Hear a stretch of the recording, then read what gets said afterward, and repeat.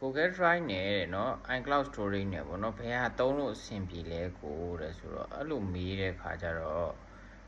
Google Storage ကိုသုံးမယ်ဆိုလို့ရှိရင်ကျတော့ပိုပြီးအဆင်ပြေတာ Android user တွေအတွက်ပိုပြီးအဆင်ပြေတာပေါ့เนาะ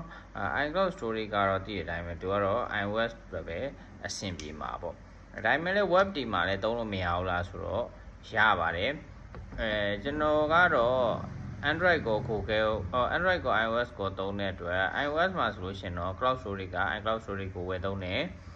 Android နဲ့ကျွန်တော် laptop တွေဘာတွေမှာသုံးတာအတွက်ကကျတော့ကျွန်တော်က Google Drive ကို Google Storage ပေါ့ Google Storage ကိုဝယ်သုံးတယ်ပေါ့နော်အဲ့မှာဘာတွေကွာမလဲဆိုလို့ရှိရင်တဲ့ MacBook တို့ iPhone တို့သုံးတဲ့လူတွေကြောင့် iCloud Storage က photo တွေ backup ရမယ်ပြီးလို့ရှိရင် note တွေပြီးရင် iCloud ဒီ iPhone ထဲမှာရှိတဲ့ data တွေ Mac ထဲမှာရှိတဲ့ data တွေကိုအလွယ်တကူ sync လုပ်ပြီးတော့ backup ထားတာပေါ့နော်ဒါကသူ့ရဲ့ iOS ရဲ့ ecosystem နဲ့တခါတည်းသုံးတဲ့လူတွေဆိုရင်ကြိုက်တယ်ဗျာiOS မှာလည်းဒီ drive storage ကိုသုံးလို့မရဘူးလားဆိုတော့မဟုတ်ဘူးရတယ်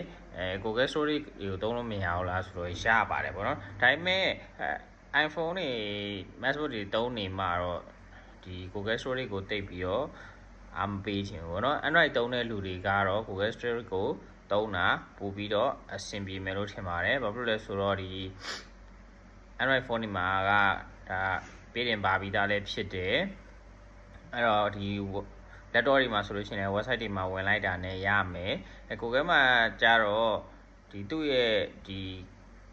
group တစ်ခုလုံးပါလာမှာပေါ့ Google ရဲ့ photo တွေရော drive storage Google One ပြီးလို့ရှိရင်အခုနောက်ပိုင်းတွေဆိုရင် Google AI အဲ့ဒါမျိုးတွေတခါတည်းပါမယ်ပေါ့နော်အဲ့လိုသုံးလို့အဆင်ပြေပါတယ်ကျွန်တော်ကတော့အဲ့လိုမျိုးပဲကြံပေးခြင်းပါတယ်ပေါ့နော်နောက်တစ်ခုရှိတာက Microsoft ရဲ့ OneDrive လည်းရှိပါတယ်ပေါ့နော် Microsoft ရဲ့ OneDrive လည်းသုံးချင်တော့အဆင်ပြေပါတယ်သူကတော့ Office 365 ဝယ်ရင် OneDrive storage ပါတယ်အဲ့ဒါသုံးလို့အဆင်ပြေတယ်ပေါ့သူ့ရဲ့ Office တွေ Microsoft ရဲ့ Office တွေသုံးတဲ့လူတွေဆိုလို့ရှိရင်တော့သုံးများတယ်ဆိုလို့ရှိရင်တော့ OneDrive storage ကလည်းသုံးသင့်ပါတယ်အဲ့ဒါလည်းအဆင်ပြေပါတယ်ပေါ့နော်ဒါပေမဲ့ကိုကဓာတ်ပုံအရိုက်များတဲ့လူဆိုလို့ရှိရင်တော့ခုနပြောလို့ပေါ့ Android ကန်ရင် Google Photo အတွက် Google Storage ကိုဝယ်သင့်တယ်iPhone သမားဆိုလို့ရှိရင်တော့ iOS ကိုအဓိကထားပြီးiCloud Storage ကိုအဓိကထားပြီးတော့ဝယ်သင့်တယ်လို့ပဲအကြံပေးချင်ပါတယ် iCloud Storage အနေနဲ့ကကျွန်တော်ပေးတင်က 5GB ပါတယ်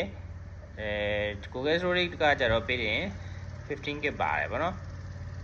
အဲ့တော့ဝယ်သုံးမယ်ဆိုလို့ရှိရင်တစ်လကို iCloud က$1ဝန်းကျင်ပဲကျမယ် Google Storage က$2ဝန်းကျင်ကျပါတယ်အဲ့တော့ကိုသုံးတဲ့ device နဲ့